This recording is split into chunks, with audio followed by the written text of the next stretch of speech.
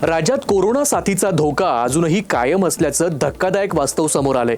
जानेवारीपासून गेल्या 10 महिन्यात तब्बल 3000 जणांना कोरोनाची लागण झाली आहे। एवढंच नाही तर या कोरोनाच्या प्रादुर्भावानं 46 जणांचा मृत्यू झाल्याचं सरकारच्या वतीनं सभागृहात सांगण्यात आलंय। पाहूयात यावरचा सविस्तर रिपोर्ट। राज्यात कोरोनाची साथ ओसरली असली तरी धोका पूर्णपणे टळलेला नाही।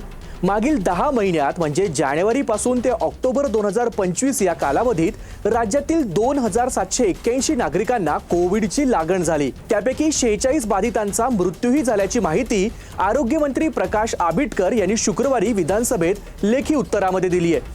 ही आकडेवारी पाहता राज्यात कोविडचा धोका अजूनही कायम असल्याचं स्पष्ट होतंय। कोरोना, कुपोषण यासारखे जे विषय आहेत हे ऐरणीवर आहेत। रॅबीज जे आहे त्या लसीचा तुटवडा आहे। पिसाळलेले कुत्रे चावत असल्यामुळेही फार मोठी समस्या निर्माण झालेली आहे।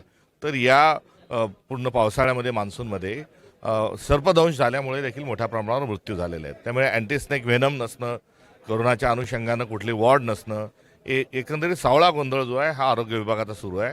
हे दुर्दैवी आहे। म्हणजे जर कोरोनाने हे मृत्यू झाले असतील तर कारण त्याची पूर्ण माहिती नसल्यामुळे मी त्याच्यावर अधिकारवाणीने बोलणार नाही, पण ही गोष्ट गंभीर आहे।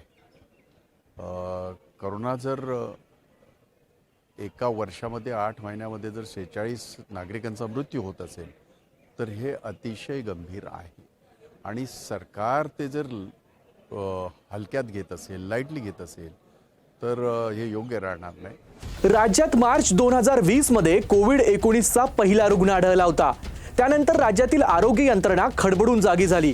या काळात मुंबई, पुणे, ठाणे, नाशिक आणि नागपूर या मोठ्या शहरांसह अनेक छोट्या शहरात तसंच गावात मोठ्या प्रमाणात कोविडची साथ पसरली होती। या महामारीवर नियंत्रण मिळवण्यासाठी केंद्र सरकारनं देशभरात कडक लॉकडाऊन लागू केलं होतं। 2020 ते 2021 या काळात राज्यानं कोविडच्या 2 मोठ्या लाटा अनुभवल्या।